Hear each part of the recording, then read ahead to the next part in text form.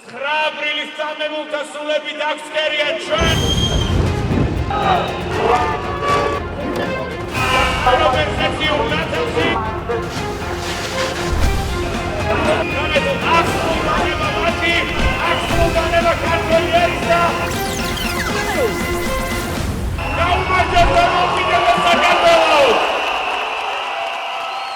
ეს YouTube არხი უმრავლესობაა. ეს ქართველების ამბავია. გამოგვიწერეთ ყველა პლატფორმაზე. გამოგვიწერეთ YouTube-ზე და გააქტიურეთ ზარის ღილაკი. ალბათ ბევრ თქვენგანს აქვს უკმაყოფილება თუ რატომ ვერ ერთიანდება ოპოზიცია. როგორ შეიძლება თუ ასე დგას საკითხი, ერთ მხარეს არის საქართველო, ხოლო მეორე მხარეს რუსეთი, როგორ შეიძლება ვერ ნახულობდნენ ბევრად მეტ საერთო ოპოზიციის წარმომადგენლები ერთმანეთში, ვიდრე განსხვავებას. დღეს ამ და სხვა მნიშვნელოვან თემებზე ვისაუბრებთ. დღეს ჩემი სტუმარია ნიკა გვარამია. მოგესალმები ნიკა, პირველ რიგში მადლობა სტუმრობისთვის, მადლობა რომ დრო დაგვიწმეთ. ჩემი პირველი ინტერესია გულწრფელი და ასევე ძალიან ბევრ ადამიანს აინტერესებს დარწმუნებული ვარ, ბევრი კითხვის ნიშანია, ბევრი ეჭვია. აი ეს ალიანსი, რომელიც შექმნით, რის გარშემოა გაერთიანებული თუ საერთო ნომერი არ უნდა ქონდეს ამ ალიანსს, თუ რაღაც თავდაუსხმელობაზე უნდა იყოს გარანტიები, რომ ერთმანეთს თავს არ ვესმით და ასე შემდეგ სხვა რა ფასეულობების გარშემოა გაერთიანებული, რა ფუნდამენტებზე დგას ალიანსი. მადლობა შეკითხვისთვის, მოგესალმები მეც. ჯერ ერთი დავიწყოთ იქედან, რომ დაკვეთა, რომელიც საზოგადოებაში იყო და ციხიდან რომ გამოვედი, მაშინაც მწვავედ იგრძნობოდა, იყო გაერთიანებაზე. ტექსტით რომ ყველა გაერთიანდეს. ყველა არის ყველა. მე ესე მესმის ხოლმე. ყველა. ხო. მე ესე მესმის. და რეალურად არავინ არც შემატებია, არც გამოკლებია ალიანსს. მე რო გამოვედი, დამხვდა ის ვითარება, რომელიც დღეს არის გაფორმებული ალიანსად, ის პარტიები იდგნენ ერთად და მუშაობდნენ გაერთიანებაზე. რითიც შემეძლო ამას ხელი შევუწყო, ჩემი გაკეთებული არ არის ცხადია ეს ალიანსი, თუმცა ნელ-ნელა ციხიდან გამოსული ლიდერები ემატებოდნენ და თავისი წვლილი ამაში შექონდათ. რითი ვართ გაერთიანებულები, რა გვაერთიანებს? პირველ რიგში ის, რომ მიგვაჩნია, რომ წინააღმდეგობა და არაღიარება არის მთავარი რეჟიმთან საბრძოლველად, მეორე ის, რომ რეჟიმის პირობებით და კარნახით იმ ტიპის ღონისძიებებში, რომლებიც რეჟიმს მისცემს გაცოცხლების შესაძლებლობას და ლეგიტიმაციის შესაძლებლობას, მაგალითად გამოგონილ არჩევნებში არ შევალთ. ანუ ეს უკვე მოხდა ერთხელ და ამ ალიანსში ვართ ისინი, ვინც 25-ში იყო ხო ადგილობრივი არჩევნები. იქ არ მონაწილეობდა და მიაჩნია პრინციპულად, რომ თუ არჩევნებით უნდა გადაწყდეს ქვეყანაში ხელისუფლების შეცვლის საკითხი, ეს უნდა იყოს არჩევნები და არა, როგორც ალომე ზურაბიშვილმა თქვა, რუსული სპეცოპერაცია და თქვა სწორად. აი ლეგიტიმაციის ნაწილში მაინტერესებს იმის გარდა, რომ რაღაც ფსევდო არჩევნებში არ მივიღოთ მონაწილეობა, აი რა აძლევს კიდე ხელისუფლებას? პარლამენტში არ შევიდეთ, ბოიკოტი და ასე შემდეგ. სხვა რა აძლევს ლეგიტიმაციას ხელისუფლებას, რომელიც არის, რა ვიცი. ხელისუფლებას არ აქვს ლეგიტიმაცია. არა, რამ შეიძლება მიცეს ლეგიტიმაცია? პირობითად საუბარმა, ლაპარაკმა, დებატებმა. არა, საუბარი და ლაპარაკი არ აძლევს, იმიტომ რომ ყველა ქვეყანაში ვითარება იცვლება რაღაცა წინსწრები მოლაპარაკებით. ისე ამაზე თანახმად 2003 წელსაც იყო ეს მოლაპარაკება, ხო, შევარდნაძესთან პირობითად, ხო?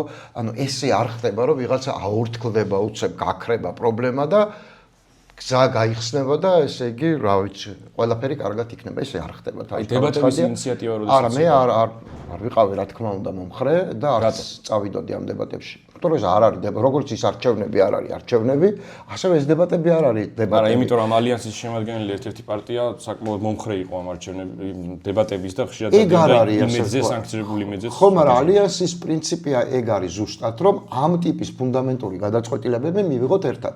ეს არ არის მარტო თავდაუსხმელობა და ასე შემდეგ. ეს არ არის უბრალოდ რაღაცა ეპიზოდური საკითხი, რომ მივედი დებატებში, ვილაპარაკე, უხრამაგრა უთხარი და წამოვედი. ჯერ უხრამაგრა უთხარიც არ მომისმენია ბოდიში ყველასთან, რა თქმა უნდა, მაგრამ უხმაგრადაც არ უთქვამთ.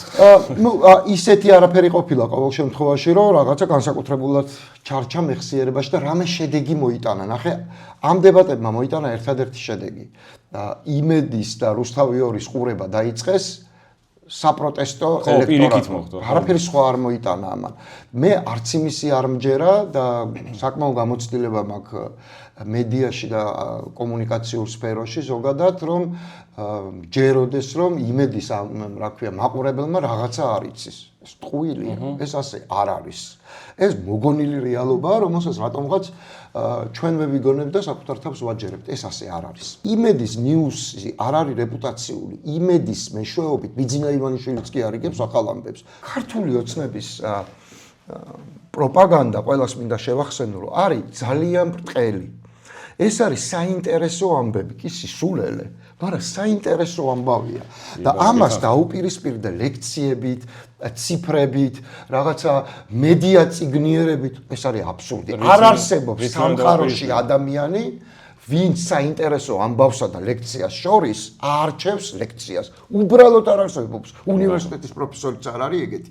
ამიტომ შენც რუსთავიორი რატო იყო მთავარი თარგეტი? არც ოპოზიცია, არავინ სანამ არსებობდა. იმიტომ რომ რუსთავიორი საინტერესო ამბების ფორმატში აკეთებდა სწორ ნარატივს. ეს იყო პროპაგანდა, რომელიც პროპაგანდა არ არის. ეს სერბების ფორმულა, სერბული წინააღმდეგობის მოძრაობის კი ფორმით უნდა იყო ისეთივე როგორც პროპაგანდა, თორე აზრი არა ფორმით თუ გაჯობა. ეს იყო სიმართლე, რომელსაც კადრულობდით რუსთავიორის. აბსოლუტურად არ გვეშინოდა. ფორმა, ნახე, ფორმაში თუ ვერ უწევ კონკურენციას. ფორმა არის პირველი, ტელევიზია ჯერ უყურებს. მაყურებელი ჯერ უყურებს, ტელევიზია არის კოკაკოლა, არ არის ძვირფას ღვინო. მაყურებელი ჯერ ხო, არც ღვინო, არც შამპანიური, არაფერი ეგეთი, ხო? კოკაკოლა მასობრივი მოხმარების ხარისხიანი პროდუქტი. ხო, არც რაღაცა ცუდი ლიმონათი არ არის პირობითად, ხო, ეგეთი ტელევიზიებიც ვიცით ყვითელი და ასე შემდეგ. კარგი ტელევიზია, ყველაზე უფრო სწორი პარადიგმა არის, რომ კარგი ტელევიზია არის კოკაკოლა, მასობრივი მოხმარების საუკეთესო პროდუქტი. არ ვარ გადაუხვევთ, დაუბრუნდეთ ალიანსის. ხო, მაგრამ არა გადამწყვეტი. ანუ, რა თქმა უნდა, აქ პოლიტიკურ კლასსაც ძალიან დიდი მნიშვნელობა აქვს და რა ვიცი, ალტერნატივას თუ ხედავს ამომრჩეველი რაღაც ხელისუფლების საპირწონედ. ამას ასევე ძალიან დიდი მნიშვნელობა აქვს. მე მაინტერესებს აი პროპაგანდა ახსენეთ და პროპაგანდა მუშაობს ესე რომ ალიანსზე ხშირად აი სისტემურად საუბრობენ, რომ ეს არის ნაციონალური მოძრაობის დაშლილი კომპონენტები, რომლებიც ისევ გაერთიანდნენ და ეს კვამლი უცოცხლოდ არ არსებობს, ხო? ეს პროპაგანდაც რაღაც გარკვეულ სიმართლეზე დგას. პრაქტიკულად თავისუფლების მოედნის გარდა მართლა ყველა ნაციონალური მოძრაობის დანაყოფია. რომელიც მოდიშ დავასრულებ 2020 წელს პირობითად 2018 წელი ახსენეთ, რა ვიცი, ძალაერთობაშია კამპანია, როცა გრიგოლ ვაშაძე იყო გაერთიანებული ოპოზიციის კანდიდატი, ეს მოცემულობა ოპოზიციურ ამომრჩეველს და მოსახლეობას ისედაც ჰქონდა და ახლა თითქოს რაღაც სანატრელი დასახვეწარი გაუხდათ, რომ ის პარტიები და იმ პარტიის ანასხლეტები, რომლებიც ისედაც ერთად იყვნენ, მოდი ისევ იქნებ რამენერად გაერთიანდნენ, მაგრამ აქ უკვე პრობლემები შემოდის, საერთო ნომერის პრობლემა, ვიღაც ფიგურების პრობლემა ერთმანეთში და ეს ერთიანობა როგორ გამოდის? ყველაფერში კეთახმები, რაც თქვი, ჯერთი მე არ მაქვს კომპლექსი, რისი ანასხლეტიც არ უნდა მეძახო. მე არ ვაპირებ იმას. ეს კარგია. მტკიცებას რა ვარ, რა არ ვარ. მე ვამტკიცებ იმას, რა ვარ და რა შემიძლია. თავი რო დავანებოთ იმას, რომ ნაციონალური მოძრაობის დროს მთავრობაში ვიყავ და ძალიან მეამაყება ეს ამბავი, ის წლებიც, ჩემი შეცდომებიც, ჩემი მიღწევებიც და იმ გუნდის მიღწევები განსაკუთრებით. მოდი ესე ვთქვათ, უკეთესი მთავრობა ამ ქვეყანას არ ყოლია ჯერ. ხო, ანუ პარტიის წევრი მე არ ყოფილვარ, მაგრამ მთავრობის წევრი ვიყავი, არანაირ პასუხისმგებლობას არ გაურბი და არ ვაპირებ იმის მტკიცებას, რომ ეს ასე არის. არა მხოლოდ ორჯერ ვიყავი მე მინისტრი. და ძალიან საამაყო რაღაცებია ჩემი აზრით გაკეთებული იმ წლებში ორივე სამინისტროში, იუსტიციაშიც და განათლებაშიც, მაგრამ ზოგადად ეს იყო საუკეთესო წლები ამ ქვეყნის. შეცდომებითაც, აი რომ ამბობენ ხოლმე რომ ეს შეცდომებს არ აღეჭეთ, ვინ არ აღიარებს. ვამბობთ რაც იყო შეცდომები, ეხლა ნაცარს ხوار და რა უნდა გავაკეთოთ ამ დროს? რა შეცდომებზე ამბობენ რომ არ აღიარებთ? არ ვიცი, იყო ლაპარაკი ციხეებზე, ჯერთი ყველაფერს არ ვიზიარებ, რასაც ამბობენ როგორც შეცდომებს, მაგრამ რაც იყო, მე შემიძლია ჩემ პირად შეცდომებზეც ვილაპარაკო და მილაპარაკი არაერთ გზის, მათ შორის აი ნოემბრის ამბებზე, იმიტომ კი არა რომ დღეს სხვა აზრი მაქვს, რომ სახელმწიფო გადატრიალება არ იყო, სახელმწიფო გადატრიალება იყო, რა თქმა უნდა, მცდელობა უпростоრეთ, მაგრამ შეიძლებოდა აქედან უფრო ღირსეულად გამოსვლა და მარტო კანონით კი არ გვეხმძღვანელა, როცა მაგალითად ვაქვეყნებდით თუნდაც ფარულ ჩანაწერებს, არამედ გვეხმძღვანელა მიზანშეწონილობითაც და ზოგადად მორალური სიმყარით და სისწორითაც, მაგრამ პირდაპირ გეტყვი, რომ იმდენად მძიმე ვითარება იყო მაშინ, ეს იყო ახალი ხელისუფლება იყო მაშინ ასე თუ ისე, ხო, მაინც 3-3.5 წლის და ეხლა რუსული სახელმწიფო გადატრიალების წინაშე რომ ხარ, ძალიან რთულია ქცევის კონტროლირება რა. რეალურად იყო პანიკური რეაქცია, ახლა ვისაც ახსოვს, კიდე ჟურნალისტი იყოს, კიდე პოლიტიკოსი, კიდე უბრალოდ დამკვირვებელი პროცესების, კი პანიკური რეაქცია ხელისუფლებას მაშინ ჰქონდა. შეცდომა იყო კი ჟანგბადის გადაკეტვა, იმიტომ რომ ნორმალური ოპოზიცია მაშინ არსებობდა. ხო? ვინ იყო ნორმალური ოპოზიცია? რა ვიცი, იყვნენ აი ირაკლი ალასანია იყო თუნდაც, ხო? მე ვერ განვიხილავ ამ ხალხს თანაბრად ბიძინა ივანიშვილთან, იმიტომ რომ მასთან შედარებით ყველაფერი ნორმალურად გამოიყურება. ხო, ანუ ჟანგბადის გადაკეტვა, ტელევიზიებისთვის, ასე ვთქვათ, პრაქტიკულად ოკუპირება 24 საათიან რეჟიმში ხელისუფლება ყველა არხზე მიშას ჩათვლით, ხო? მიშასთვისაც დამაზიანებელი იყო, მე ამაში დარწმუნებული ვარ. ხო, იმიტომ რომ თავარი შეცდომები, რაზეც ლაპარაკობენ ხოლმე, რასაც აჩვენებენ, ყვებიან და ასე შემდეგ, 5 წუთის მერე, როცა ხარ ლაივში, 5 წუთის მერე დაუწერელი ტექსტი გამორიცხულია, ეს არის დაუწერელი კანონი საჯარო ურთიერთობის. გამორიცხულია, რომ შეცდომა არ დაუშვას ცოცხალმა ადამიანმა. 2011 წელს, როცა თუ ახსოვს საქართველოში არ ვიყავი უბრალოდ არა, ჩემთვის ცხადი იყო, რომ რუსეთი ველაპარაკებოდა ივანიშვილის სახით. აბსოლუტურად წარმოუდგენელია რუსეთში ფულმა და მაინც ამბობთ, რომ უნდა შეცვლილიყო ხელისუფლება, მაინც. მაგრამ ივანიშვილი თუ ეს ცხადი იყო. ივანიშვილის მიერ არ უნდა შეცვლილიყო. ივანიშვილსა და შეცდომებიან ნაციონალურ მოძრაობას შორის, რა თქმა უნდა, მაინც ნაციონალური მოძრაობა უნდა დარჩენილიყო. მე ამას ვამბობ. თორე ის რომ უნდა შეცვლილიყო, ეს ბუნებრივად გამოიყურებოდა. ამას ხვდებოდით, მე ნაციონალურ მოძრაობას მივეცი ხმა ცხადია. და ბევრია მიზეზი მქონდა ამისთვის, მაგრამ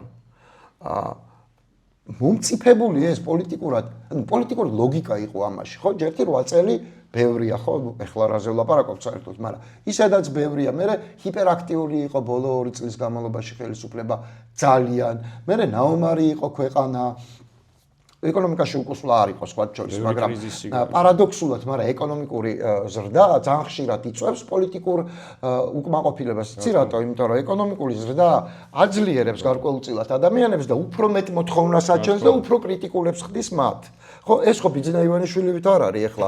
აქ ხო ფული სხვანაირად ნაწილდება საერთოდ. ეს ნუ ვიმსჯელებთ, აქ ვინ ხალხმა ფული იშავა, ამას ნუ ვიტყვით. აქ ფული ისე ნაწილდება. ეს ფულის დისტრიბუცია არ არის ბუნებრივი პროცესი, რაც აქ ხდება. აქ ფული ნაწილდება პირდაპირ აი ესე. ოღონდ კონვერტებით კი არ ვიძახე, უფლებების მიცემით ვინ შეიძლება აკეთოს ფული და ვინ არა. ანუ ეს ისეთი ასიმეტრიული რამეა, ამას ჩვენ ვერ ამოვიკითხავთ ვინ დიდდება და ვინ არა, მაგრამ ნაცების დროს ეს ასე არ იყო. ფული ნაწილდებოდა ბუნებრივი პრინციპით, როგორც ეს ხდება. ეხლა ვინმე შემეკამათება რომ რაღაცა კორუფცია იყო, კლანები იყო, კი? ხო, ნაცების დროს როგორ ხდებოდა, ამაზეც ვილაპარაკოთ, მაგრამ ამით გინდა თქვათ, რომ მიუხედავად ამისა, რომ ბევრი დანაშაული, ბევრი შეცდომა, ბევრი გადაცდომა იყო, მაინც მე ესე არ ვიტყოდი, რომ ბევრი ქვეყნის ჩამოქცევად მე ამას არ ვუყურებ. არა, ქვეყნის ჩამოქცევად არც მე არ შემიფასებია, მაგრამ გადაცდომები ცალსახადრო იყო, ბევრი არგუმენტი თქვენთან დაასახელეთ. მე მაინც არა, იყო ამ რაზრი აქ ამაზე არ ლაპარაკს, ეს ყველა მიცის. არა, რა თქმა უნდა, რაც ყველა მიცის იმის დამალვა, იმის არის, ხო?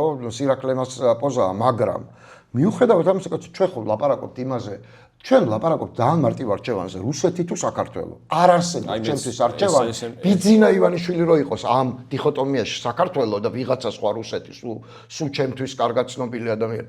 მაშინ მივცემდი ბიძინა ივანიშვილის ყმას. კიდევ ერთხელ გეუბნებით, არც ერთ ვითარებაში რუსეთსა და საქართველოს შორის არ შეიძლება არჩევა რუსეთის. კიდე გადავუხვიეთ, მაგრამ კიდე დაუბრუნდებით ამ თემას. ეს მაინტერესებს რა, მათ შორის როგორც ქართული ოსნების ამომრჩეველს, რომელზეც ვფიქრობ, რომ მნიშვნელოვნად მიგაშნიათ ეს ადამიანები სამომავლოდ ოპოზიციურ ხმებში კონვერტაციაში, იმიტომ რომ თქვენი განცხადებები მათ შორის იქ ღარიბაშვილზე, მის პოლიტპატიმრობაზე მგონია რომ ამაზე მეტყველებს, იმიტომ რომ რა ვიცი, მართლა მგონია რომ ჩვეულებრივი პოლიტიკური ის არის რა ნაბიჯი, როდესაც საუბრობ იმ ხარის ადამიანებზე, რომლებიც აი ჰარდკორ კოცებზე არ ვლაპარაკობ, იმ კოცებზე, რომელიც პირობითად შეიძლება ღარიბაშვილს გამოყვეს და იყოს მერყევი დარჩეს 46 თუ შეიძლება მოხდეს კონვერტაცია მათი ოპოზიციაში. მე მგონია რომ თქვენი განცხადებები მათ შორის ღარიბაშვილს რომ ის ცალსახად პოლიტპატიმარია შეიძლება იყოს გათვლა ამ ადამიანებზე, რაც საერთოდ არ არის დასაძრახი, მაგრამ ეს არ არის თავი კითხვა. როგორც ქართული ოსნების ამომრჩეველი, რატომაც. კი, როგორც ქართული ოსნების ამომრჩეველი, ისე, ნუ ოპოზიციური ჩუვაშისტიც უყურებს ამ ალიანსის რაღაც, ნუ ქმედების კამპანია დაიწყეთ, არის გასვლები ქალაქში, რეგიონებში და ასე შემდეგ. მე გვირგვინდება 26 მაისით. 26 მაისის მიზნებზეც ვილაპარაკოთ, მაგრამ დაუბრუნდეთ იმას, რომ თუ ეს არ არის თქვენთვის დამაბრკოლებელი გარემოება, რომ ვიღაცამ ხუთიანი დაგიძახოთ. ხუთიანის პირმშო დაუძახოს ნებისმიერ ალიანსში ვიღაცისთვის არის. ვიღაცისთვის არ არის. ლოგიკურად ალბათ ეს ალიანსი იმიტომ შეიქმნა ესე მარტივად და მანამდე ვერ მოხდა ესეთი რაღაც, რომ უფრო ახლოს არიან ხო ეს პარტიები ერთმანეთთან. რაღაც წარსული საერთო აქვთ მით უმეტეს ბევრწლიანი ურთიერთობა აქ შემადგენელ პოლიტიკოსებს. მაინტერესებს როგორ ხდება მაინც პრობლემა თან თუ საკითხს ისე რომ არის რუსეთი და არის საქართველო, როგორ შეიძლება ასეთ მოცემულობაში პრობლემა იყოს პირობითად საერთო ნომერი. აი ამბობს ერთი აქამდე არ მივსულვართ. არა, მანამდეც იყო ესეთი ამბავი რომ თქვას რომ ტაბუადებს. მანამდელზეც კი პასუხებ რა თქმა უნდა. ანუ 20-24-ის არჩევნ. ანუ ესე მივყვეთ, ჯერ ღარიბაშვილი. იყო ბევრი მოლაპარაკებები ერთიანობაზე იქ 20-24. ძელი შეკითხვაა და ამიტომ მოდი გავყოთ, ხო? ღარიბაშვილი დავიწყებ. არ არის ჩემი ამოცანა, პირიქით მე წინააღმდეგობაც მაქვს ბევრ ჩემ მეგობართანაც, პოლიტიკურ თანამოაზრესთანაც კონცეპტთან ლაპარაკზე. მე სხვანაირი დამოკიდებული. მე მგონია რომ ამაში დრო არ უნდა ვხარჯოთ და გეტყვით რატომ. კონცეპტის ამომრჩეველი არის ძალიან სპეციფიური.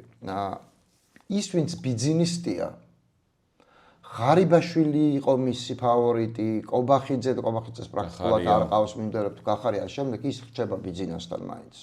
რაღაცა პერიოდი განიცდის, რაღაცა პერიოდი, რა ვიცი. მე მგონია სადაც ძალისწრე იქჩება. მე მორალზეც ბოლომდე უარსამოს, მორალის საკითხიც არის, აი რა ვიცი, იმის გაკეთებული ხალხია პირობითად რომელიღაც ლიდერის, მაგრამ ნუ მიდის. არის ხალხი, რომელიც არის კორუფციულად დაკავშირებული. აი ეს არის ბირთვი. რამდენი გონიათ ეს არის 10-15%. ამის შემდეგ იწყება ის ხალხი, ვისთანაც ლაპარაკს აზრი აქვს. ეს არ არის ქართული ოცნების ამორჩეველი. ეს არის ძალის ცენტრის ამორჩეველი. ლაპარაკს კი არა, აი რას გულისხმობ. ანუ მაგალითად სააკაშვილის გინებით ამ ხალხს თავს ვერ მოაწონებ. არა, ცალსახად კაცო ოპოზიცია. მაგალითად გვარამიას გინებით, მელიას გინებით ამ ხალხს თავს ვერ მოაწონებ. არ არსებობს. მათ უნდა დაიჯერონ რომ შენ მოდიხარ როგორც შემდეგი. ამას თუ იჯერებენ, საქართველოს ეგეთი ხალხი ბევრია. ნაციონალურ მოძრაობასაც აძლევდნენ ესენი ხმას და რო დაიჯერეს რომ ბიზნეს აძლევენ, გადმობარგდნენ და ბიზნა მოდის. მისცეს ხმა ბიზნეს. აი ეს იყო ნაციონალური მოძრაობისთვის სიურპრიზი წაგების. ხამე აღმოჩნდა რომ თორე ყველა კვლევით ნაციონალური მოძრაობა იგებდა. წინა რამდენიმე კვირის კვლევითაც თან მნიშვნელოვნად. სიურპრიზი ეს აღმოჩნდა რომ ბიზნა მოახერხა ხალხის დაჯერება რომ ის არის შემდეგ ის მოდის. და ამიტომ აი ეს თქვენი კამპანია გავს, ჩვენ ვართ მომავალი ხელისუფლებაო, ალიანსის. მაგიტომაც არის ამ ტიპის კამპანიები. მუშაობს ეგ. ნახავთ, მაგრამ ამ სამოქალაქო საზოგადოებაში სიტყვაში ვიყარებ, რომ ძალიან შეცვლილია 2012 წლის და 2026 წლის სამოქალაქო საზოგადოება რადიკალურად გახსოვდა, ციფრული ის არის ახლა, რა ვიცი. სამოქალაქო საზოგადოება არის ცვლილება მთავარი პარადიგმა პოლიტიკაში და ზოგადად საზოგადოებაში. არის ხალხი და ეს ხალხი არის სადღაც 1/4 ალბათ საზოგადოების, ვინც არის ყოველთვის უმრავლესობის და ძალის მხარეს. ესეთ ხალხი არსებობს და იარსებებს ყოველთვის. აქ არის წერტილი. ამ ხალხს ლაპარაკი კი არ ჭირდება. უფრო მეტად ჭირდებათ ჩვენება.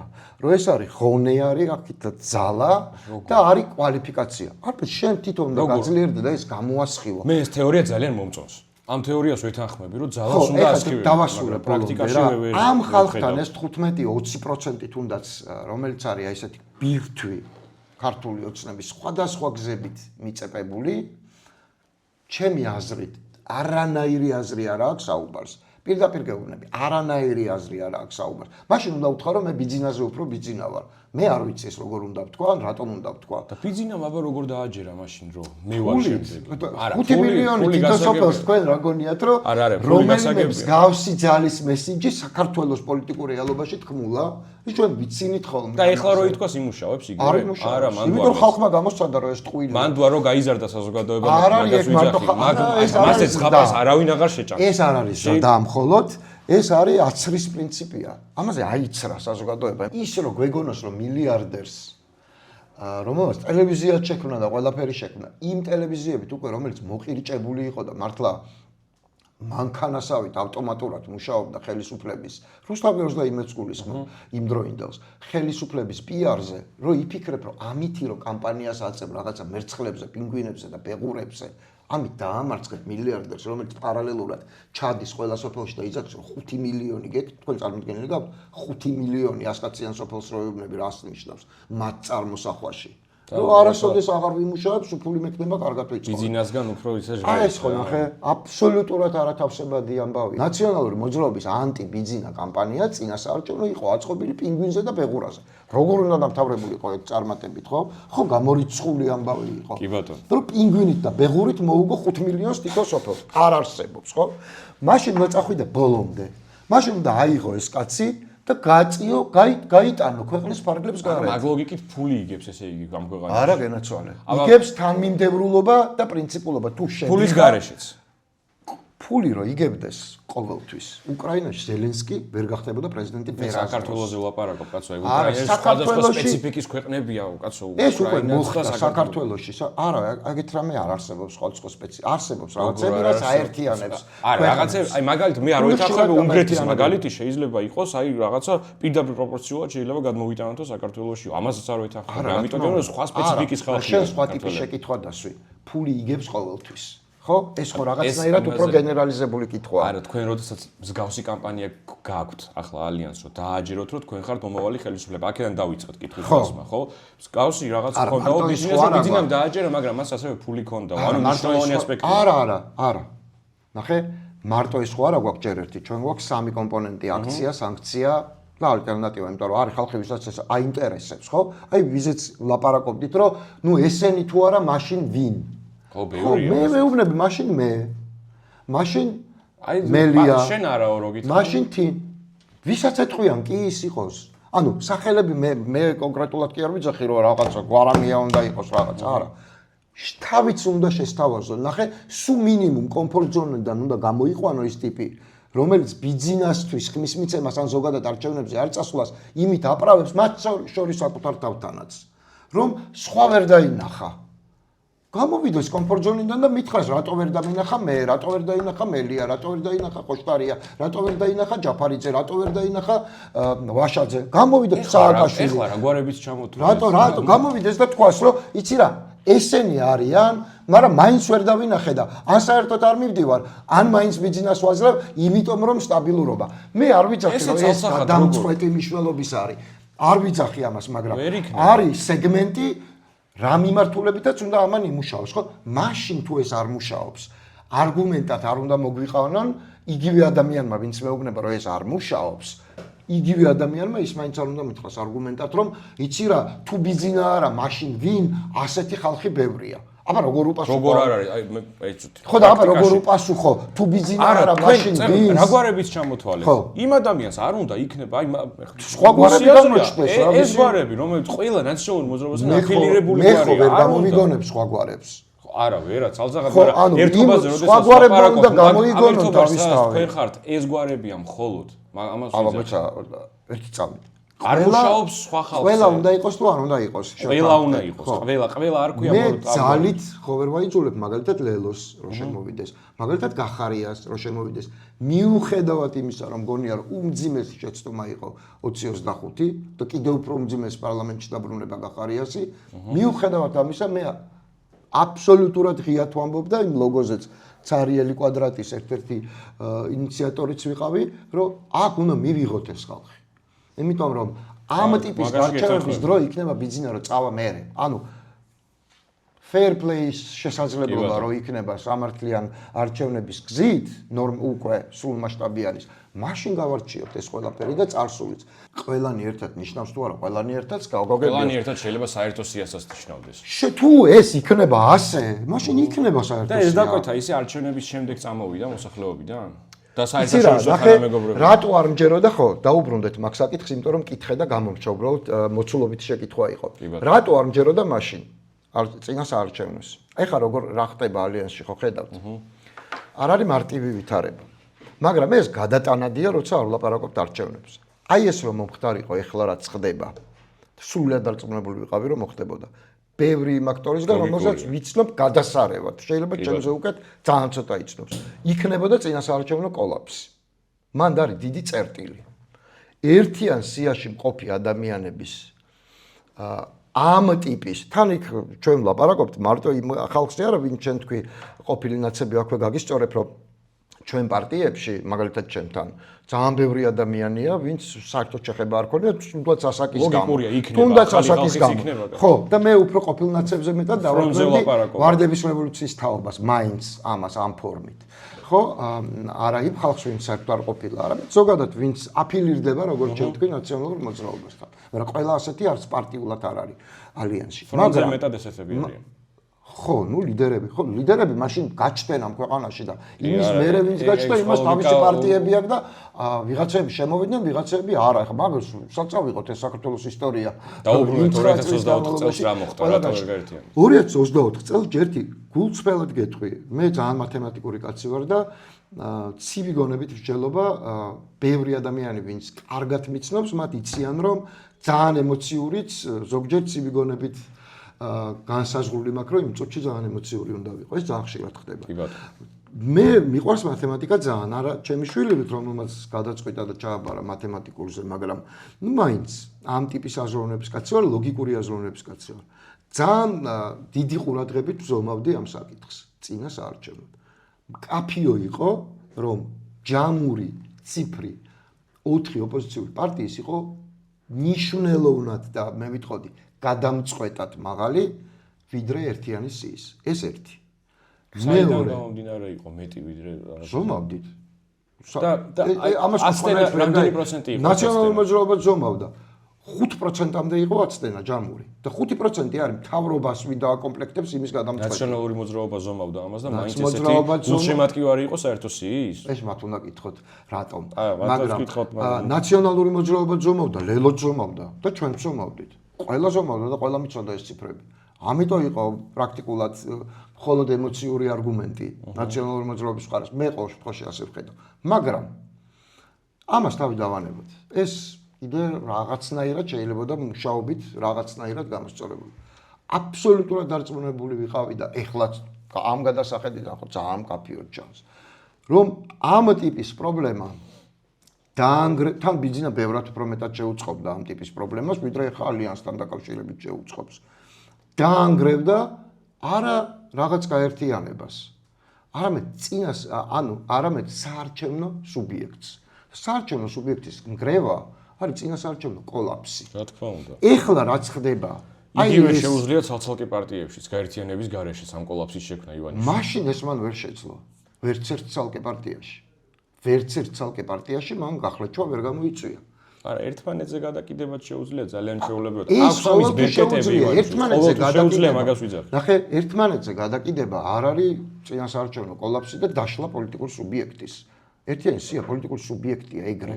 და ამ პოლიტიკურ სუბიექტში ეს ალიანსი კი არ იქნებოდა მარტო ეხლა ვინც ალიანსი ვართ, ან როგორც ჩვენ თქვი ყოფილი ნაცები და მოქმედი ნაცები. არა, იქნებოდა ლელოც და გახარიაც. ეს ძალიან მნიშვნელოვანი მგონია. ხო, როგორ წარმოგიდგენიათ, ჯერთი ეს ხალხი უარს ამბობდა ისე. ამ ხალხმა უარი თქვა სალომე ზურაბიშვილის მოლაპარაკების შემდეგაც, ლელო და გახარია ვერ გაერთიანდა, ისე როგორც მაგათ ვაკავშირებდი, ისე ეხლა ჩვენ წარმოგიდგენია რომ ეს ორი რო ვერ გაერთიანდა.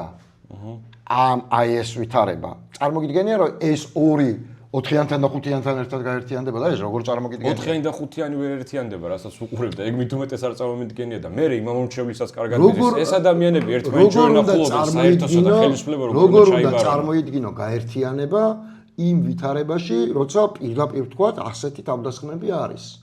რთულია. ვიღაცას შეუძლია გადახარშვა 40 მილიონის თემის და მე ნამდვილად შემიძლია და თუ ატყობთ რეაქციებს, საერთოდ არ ვიძლევი. ვიღაც არ შეუძლია.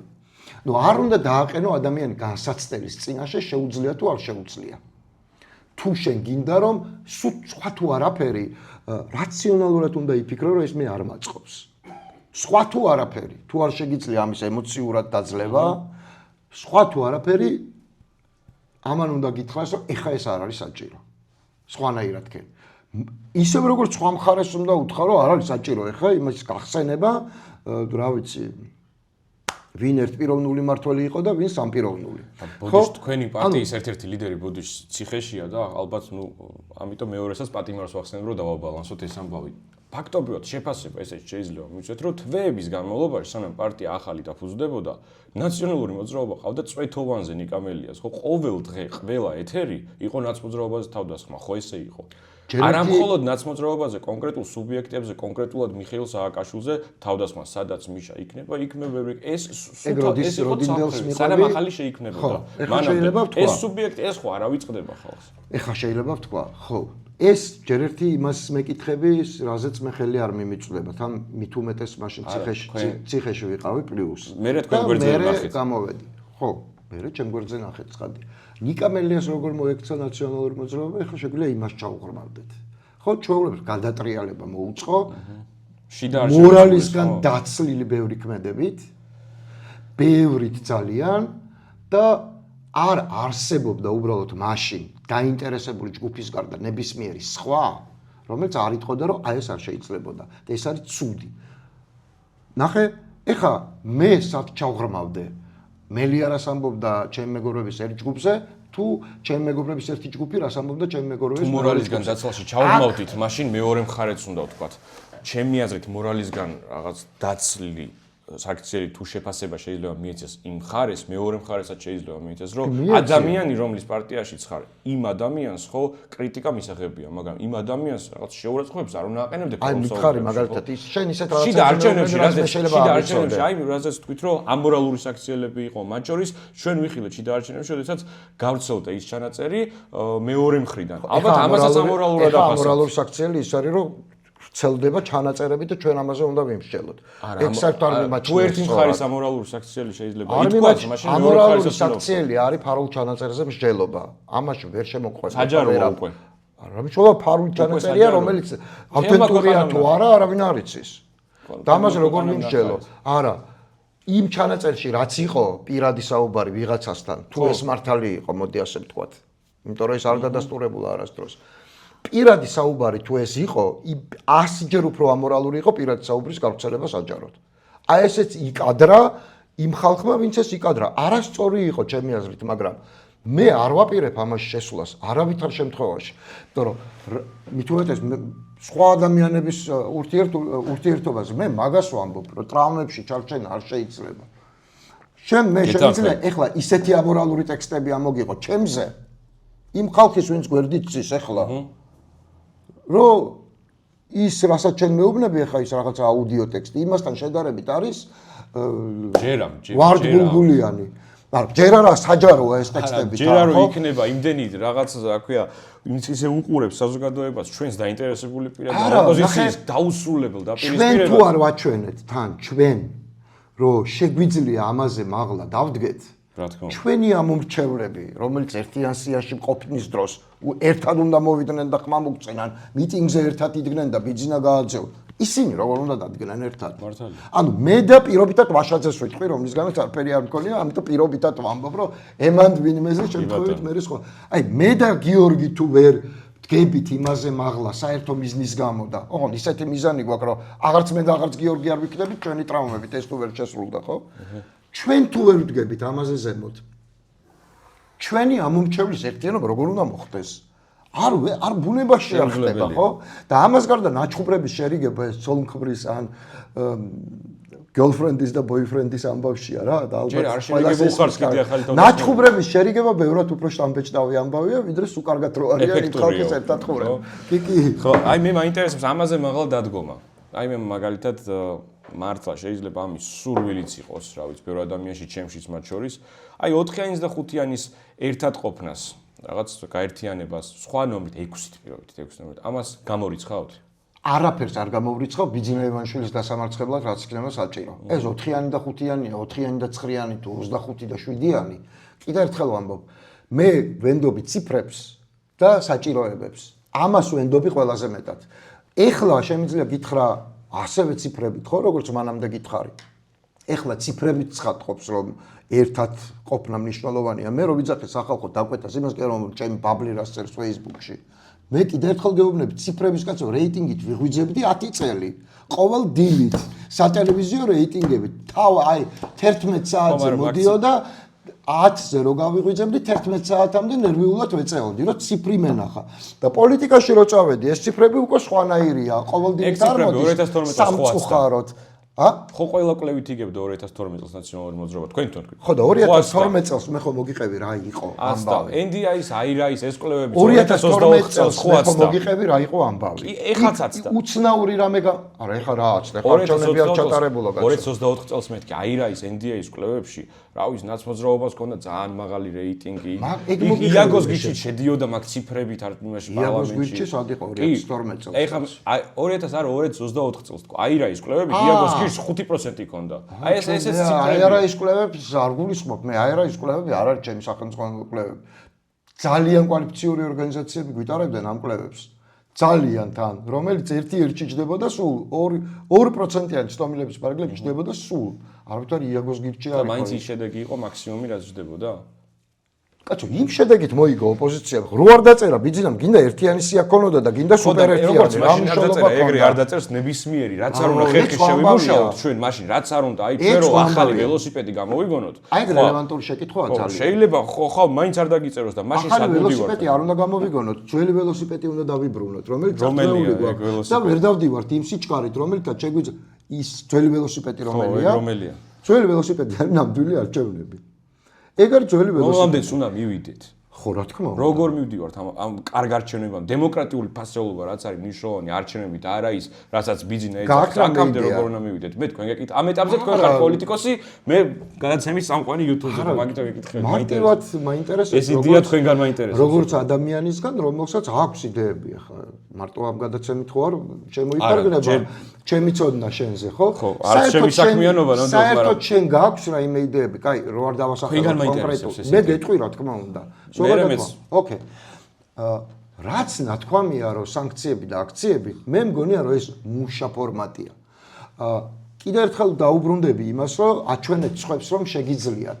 მე მგონია რომ ვართ ხალხი, ვისაც შეგვიძლია, არ გულისხმობ მხოლოდ ალიანსს, რა თქმა უნდა, ამ ქვეყანაში და გამბედავად უნდა გადავიდეთ იმის თქმაზე, მე არასოც არ მიყვარდა ამის თქმა, მით უმეტეს რომ განსაკუთრებული, ასე ვთქვათ, თანამდებობრივი ამბიციები, რო გითხრა რომ მაქვს, მოგატყუებ, იმიტომ რომ არ მქონია თანამდებობები და სხვა რაღაცების კეთება მირჩევნია ცხოვრებაში, რო არ დაგიმალო და 50 წლიდან სადღაც 25 წელია, მანამდე 25 სწავლობდი და ლტოლოვილი ვიყავი და ბოლო 25 წელია ვარ დავღალავ კი არა და დაღლილიც ვარ რაღაც დროს. გაუჩერებელ მუშაობაში, ჯერ როგორც ხელისუფლება, მე როგორც მართლადევნილი, არ ვიცი, 10 წელი ქართული ოცნების განმავლობაში ვინ გადაიტანა ამ ქვეყანაში იმდენი, რამდენიც პერსონალურად მე და ჩემმა ოჯახმა, ცოტა შეიძლება გავიხსენო. მართლა ვამბობ, ცოტა. და ჩემი 50 წელი რომ მეკითხებიან ხოლმე 50 წლის ვარ და რაღაც მოწყენილი სახე რომ მაქვს და რატო არ უნდა მქონდეს, ბევრია ძალიან. ეს 50 წელი შეიძლება უდრიდეს ვიღაცის 80-ს. იმიტომ რომ უამრავი რაღაც ხდებოდა, ამიტომ კი არ მიხარია ესა მივილტვი, ვიღაცები არიან რომ ამბიცია აქვს თანამდებობა, ეს ძალიან ნორმალურია. პოლიტიკოს თუ თანამდებობა არ უნდა და საქმის გაკეთება, რა ჯანსაღად ესე იგი, ხო? ანუ ამბიციაც არის განმაპირობებელი შედეგის. ხა მიშა სააკაშვილის ამბიცია რატომ მიაღწია იცი ბევრს, რომ ამბობენ ხოლმე რომ ამბიციურია და რაღაც. თუ არა გაქვს ამბიცია რომ ისტორიაში დარჩე, მაშინ საქმეს ვერ გააკეთებ. იმ მოცულობით, იმ ტემპით და 24 საათიანი უძილობით. ეს კარგია. რა თქმა უნდა, კარგია, იმიტომ რომ არჩევნებამდე როგორ. იცი რა, მოდი, იმითი კი არ ვიფიქროთ ეს მორალურად სწორია თუ აშენდა. პერპეტუმ მობილია ეს მუშაობის. რაც შეეხება არჩევნებს, მე რო გითხრა რომ საკმარისი მგონია ეხლა რაც ხდება, ძალიან მოგატყუებს, სულ სხვა თუ არაფერი, ჩანს შედეგზე რომ ეს საკმარისი არ არის. მაგრამ წინააღმდეგობა აქციები და რაც მთავარია, სწორხაზოვნება და სიხისტე. მე არა ვარ მოუქნელი ადამიანი, სხვათა შორის. ძალიან მოხმელა შემიძლია ნავიგაცია, როცა ეს საჭიროა. აი ეს ყოფილების შერიგების ეფექტურობამ ძალიან დამაფიქრა და აი ზუსტად ეგ მგონია მე, რომ რაღაც ამან შეიძლება დიდი ეფექტი ქონდეს. ჰოლივუდის დრამების 95%. ქართული პოლიტიკას არ ჩამოუვარდება ჰოლივუდის შერიგებაზე უფრო ემოციური ხალხისთვის. აი რა მართლა მასობრივი ორგაზმს რო იწვევ. არ მე არავის არაფერი არ ჩერგებელი. მით უმეტეს ყოფილებდა, მაგრამ ეს იმედია ჩემი ცოლი ამას არ მოისმენს.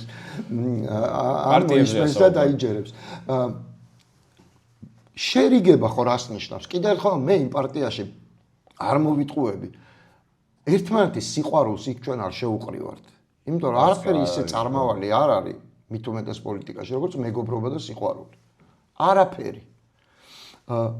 ჩვენი შეყვარა საერთო მიზანმა და არაფერი ისე მტკიცე არ არის, როგორც ფასეულობითი პატრიოტისთვის საერთო მიზანი, რომელიც სამშობლოს უკავშირდება. არაფერი ისეთი მყარი არ არის. ამიტომ მოდი მოვემსახუროთ მიზანს და არა ჩვენს ემოციებს, გინდა ნეგატიურს, გინდა პოზიტიურს. რაც გვაკავშირებს და არა პოტენციურად, რაც ერთმანეთს გვაწეპებს, ან ყოფს, ხო გაგვიგია ძალიან ტრივიალური გამოთქმა, რომ სიძულვილსა და სიყვარულს შორის ერთი ნაბიჯია. მარტო სიყვარულიდან სიძულვილამდე კი არ არის ერთი ნაბიჯი, სიძულვილიდან სიყვარულამდე ერთი ნაბიჯი არ ხოლმე. მაგრამ ეს ერთი ნაბიჯით რაც შეიძლება რადიკალურად შეიცვალოს, ამას არ შეიძლება ენდო, როცა ქვეყნის საკითხია ლაპარაკი. რაც მყარია და უპირობო ის უნდა გაკავშირდეს. ამ ერთი ნაბიჯით ცვლილების თავი როარ გვაქვს ეგ ბევრჯერ დამტკიცდა ეს. ნახე. ბევრჯერ საპირისპიროს დამტკიცდა. არ არის ეს არაფრის მომტანი. შეერთდნენ, გაეყარენ. ამაზე არ შეიძლება იყოს დამოკიდებული ქვეყნის საკითხის გადამწყვეტი ქვეყნის მომავლის გადამწყვეტი საკითხები. ამიტომ მიზანი უნდა იყოს, ამ მიზანს უნდა უყურო, ოღონდ ამ მიზნისკენ უნდა იარო. ასე კი არ უნდა იარო. უნდა იაროს სწორხაზოვნად და ხისტად. ის ხრივ იქიდან უყურებთ გუნდს, რომელიც, რა ვიცი, მიუხედავად ბევრი დაპირისპირებებისა, მაინც რაღაცა ერთ გუნდად 41 მხარეს არ არსებობს არანაირი გუნდი 41 მხარეს. ბიძინა ივანიშვილი და მისი რაღაცა შეჯდომები არიან, რომელიც ერთს მაინც გინდა არ გინდა ერთიანი მიდიპირისპირ. ხო, ეგ არის სწორი პასუხი. ბიძინა ივანიშვილი და მისი გუნდი და ვარ ვქოთ მხარე მაშინ. ბიძინა ივანიშვილი და მისი გუნდი იქ. რა მნიშვნელობა აქვს იქ, რა მნიშვნელობა აქვს, მაგას გეუბნები. ფაქტი ხო ერთია რომ იქ ხო ცვლადია ყველა, XY-ია ყველა. ყველგან ცვლადია. არა. იქ არის ყველა XY. იქ არის ყველა ივანიშვილის ცვლადი. ივანიშვილის X, ივანიშვილის Y, ივანიშვილის Z. იქნება ეს გახარია, იქნება ეს რაგვარია, ღარიბაშვილი, იქნება ეს კობახიძე, ყველა არის ცვლადი. დამოუკიდებელი ფასეულობა არ აქვს. როგორ არის ყველა XY? მასზე წინა ხელისუფლების ძოსაც შეიძლება ნებისმიერებას დავარქვათ, რა ქვია, X და Y. რატომ უნდა დავარქვათ? მას შეიძლება კი არა, რეალურად იყვნენ თუ არა, იქ მაინტერესებს. შენი აზრით მაგალითად. რადგან არ განსხვავდებოდნენ ერთმანეთისგან. არა, ბევრი განსხვავება იყო, მაგრამ მსგავსებაც ძალიან ბევრი. აზრი არ ქონდა, მერაბიშვილი იქნებოდა თუ არ იქნებოდა მერაბიშვილი, ახლა ამას მეუბნები, რა თქმა უნდა, ქონდა. რა თქმა უნდა, მერაბიშვილით და მერაბიშვილის გარეშე შეს ორი სხვადასხვა რამე იყო, ხო? მასე პირობითად, რა ქვია, გახარია პრემიერა და ირაკლი ღარიბაშვილი პრემიერა ორი სხვადასხვა რამე. არა. აბსოლუტურად ერთნაირია. ჩემი აზრით ორი სხვადასხვა რამე. ხო და რაში მაშინ უნდა მითხრა შენი აზრი ხო არ არის, მარტო შეფასებითად მითხარი. შეფასებითად, ახლა ირაკლი ღარიბაშვილი ჩემთვის პირადად ბევრად უფრო აფილირდებოდა ბიძინას ამაზე, ვიდრე გიორგი გახარია. რაში გამოიხატება? მე მგონი ბევრ ამაში გამოიხატება პოზიციონირება ქართული ოსმალეთის წამოსვლის შემდეგ. ღარიბაშვილის ნაწილში არ გეკამათები. ღარიბაშვილის ნაწილში არ გეკამათები. გახარიას ნაწილში რაში გამოიხატებოდა, რომ ასე არის. მე მგონია, რომ მე ვთქვი პოზიციონირება ხელისუფლებიდან, უბრალოდ მართველი გუნდიდან წამოსვლის შემდეგ ეს მალაპარაკებს. მით უმეტეს ახლა უყურებთ ღარიბაშვილი ხო? წამოსვლის შემდეგ აქედან ვაკეთებ დასტოს, როცა ღარიბაშვილი რა უკნა ღარიბაშვილს გახარიასთვის ამდენი არ უკნია. წამოსვლის შემდეგ რა მნიშვნელობა აქვს? ეგ აქტუალური არ არის. ხელისუფლებაში ყოფნის დროს ეს ცვლადები ერთნაირები იყვნენ თუ არ ყოფნის დროს რა თქმა უნდა ერთნაირები იყვნენ. მაგას გულისხმობს სწორედ. ყოფნის დროს აქვე შეგახსენებ, ჩემო ძვირფასო, ახალგაზრდა მეგობარო, გახარიასგან თუ რამე ტექსტს გაიხსენებ ბიძინა ივანიშვილზე, ნეგატიურს და მწვავედ კრიტიკულს, ძალიან დამავალებ. აი ციტატასთან ახლოს, ეგრეთ წოდებულ კვოტირებას თუ შეძლებ. სამწუხაროდ მაგის რისერჩი არ გამეკეთებია სიამოვნებით და ტრენდით რაღაც გამახსენდა და მე თვალყურს პოლიტიკას ხო ძალიან აქტიურად უფრო სწორედ. რამე გახსოვს? აი მე მახსოვს ბევრზე ნათქვამი. წავედ ბიძინა ივანიშვილის ოპოზიციონერი გახარიასგან ბიძინა ივანიშვილზე რაიმე განსაკუთრებულად წავედ თუ გახსოვს პატიმრობა რა შეუფარდა იმის მერე მაინც და განსაკუთრებულად მწავე რა უნდა იყოს აი მწავე კრიტიკის გარდა რა შეიძლება იყოს პიროვნული შეფასება ხო არ იქნება კობახიძის მწავე კრიტიკა არ მაინტერესებს ხო ახლა პიროვნული შეფასება ხო არ იქნება ახლა მწავე კრიტიკა და ხელისუფლების როდესაც ახლა ეგეც აქვს ახლა შეიძლება უტრირებ მე არ უციტირებ მაგრამ შეიძლება მე მოსმენელმა გახარიას ისიც აქვს ნათქვამი როდესაც ვლაპარაკობთ ოცნებაზე ვლაპარაკობთ ბიძინა ივანიშვილზე მე მახსოვს გახარიას მე გახარიას ადვოკატად არ გამოვდგები ეს 2-2-4-ია რა თქმა უნდა ეგრეა მაგრამ ხო რა როდესაც ვლაპარაკობთ ოცნებაზე ვლაპარაკობთ ბიძინას და ოცნებაზე წვავე და კრიტიკული შეფასებები ნამდვილად მახსოვს და მაგისი ლოგიკიდან თუ გამოვდივართ გახარიას ლოგიკიდან რომ რაღაცა გამოდიხარ გახარიას ლოგიკიდან რატო უნდა გამოვიდე? მის განცხადებებზე საზოგადოებრივი აღქმის საკითხია. ასე როცა მოძრაობ, ოღონ ბიძინა არ ახსენოთ, როცა ოპოზიციაში ხარ და მარტო ის გახსენდება რომ ვამბობთ ლენინს გულისხმობ პარტიას. ლოგიკურია ხო თქვი ორჯერია ეგ ლოგიკურია ეს ამას რა თქმა რა თუნდა ამას. ამას ქართული ოცნების წარმომადგენელიც გეტყვის ბედნიერად. ირაკლი კობახიძე არ იტყვის იგივე ეს? ამბობ ბიძინას გულისხმობ ოპოზიციაზე ეგრე იტყვიან, მაგრამ შეიძლება თქვენ არ დაეთანხმოთ იგივე ერთად. ხო, მით უმეტეს. მოდი, აი მაგ მე სხვა რამეს გეუბნები. რატომ არის აი გუნდის ერთობა, რომ ჯერ ჩვენ გუნდი არ ვართ, ოპოზიცია სხვა პარტიებისგან შედგება. ხო, გუნდი შეიძლება იყოს მთავრობა.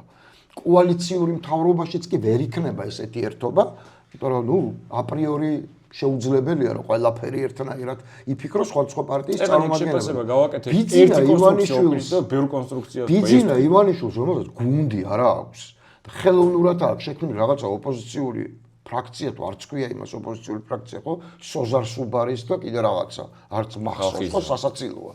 ისინი არ ამბობენ ბიძინაზე ზრდილობის გულისთვის რამეს ბიძინას რა ქართულ ოცნებაზე. მე მაინტერესებს აი საერთო სიაზე რომ ვლაპარაკობთ 2024 წლის. იყავით ერთ-ერთი ადამიანი რომელიც წინააღმდეგი იყო საერთო სიის მით უმეტეს მათემატიკური თვითმცლელობა. მე სხვებისგან განსხვავებით არ ვიმალები ხოლმე როცა მაგრამ ახლა შეიცვალა ხო რაღაც უფრო არც ახლა არ მიმალები.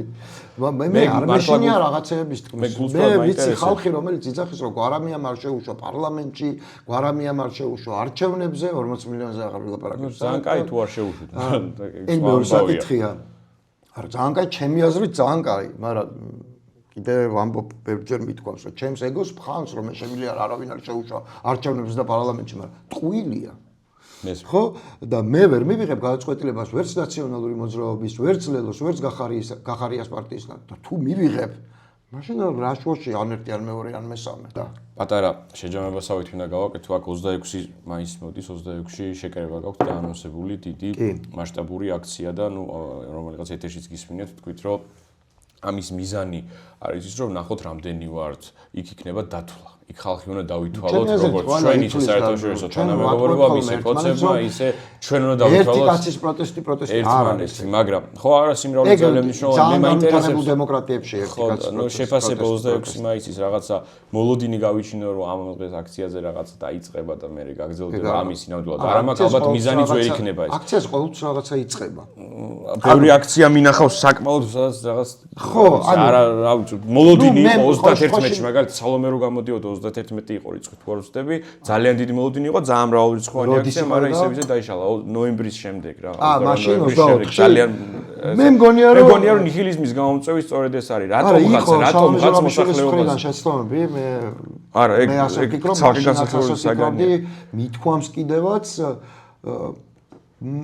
ანუ განსაკუთრებული მოლოდინები 26 მაისზე პირადად უფრო დრამატული ნაბიჯების გადადგმა მას შეეძლო ჩემი აზრით და ეს უნდა გაეკეთებია თუმცა კიდევ ერთხელ ვამბობ რომ ის რაც მან გააკეთა როგორც მოქმედმა პრეზიდენტმა ძალიან დასაფასებელი და ძალიან გამბედავი ნაბიჯი იყო ძალიან მე მაინტერესებს ერთი აი ესეთი კითხვა 26 მაისზე ხო 26 მაისს ეს რომ დააფიქსირებენ დიდი მოლოდინები ალბათ მეც და ალბათ არც მიზანი არ არის რომ 26 მაისის 26 მაისის მიზანია მე ესე ვამბობ ჩემთვისაც და ზოგადად ესე ვუყურებ, რომ პროცესების გადატვირთვა მოხდეს, რაღაც ახალი, აი როგორ არის, რაღაცა ფსკერამდე რო ჩაეშვებ, ფეხს დაკრავ და ამოდიხარ, ხო? ბიძინა ივანიშვილი არის, მოდი ასე ვთქვათ, ის წრე, სადაც ბიძინა ივანიშვილი ბლატაობს, ან თავს აწონებს, არის მოძალადეების წრე. ეს იქნება მისი შიდა წრე აქ, ეს იქნებიან რუსები, ვისაც ის აჩვენებს თავის თავს თუ ეს იქნება საერთაშორისო მასშტაბით ავტორიტარები, ხო?